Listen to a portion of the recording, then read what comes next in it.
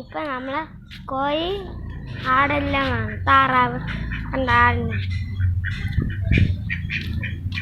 ഉണ്ടോ? ആട് കോഴിയോടാണ്. ഈ കുഞ്ഞാണ് ഒരു താറാവ്, ഒരു കോഴി. കണ്ട കണ്ടോ 3 കുഞ്ഞുങ്ങൾ. കണ്ടോ വലിയൊരു കുഞ്ഞ്.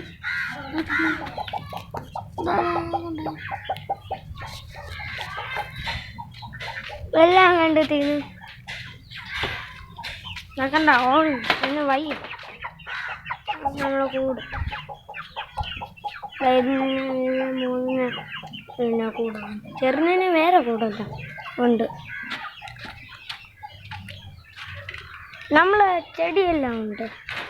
ഇത് ആനമുന്തിരി, മൈലാഞ്ചി,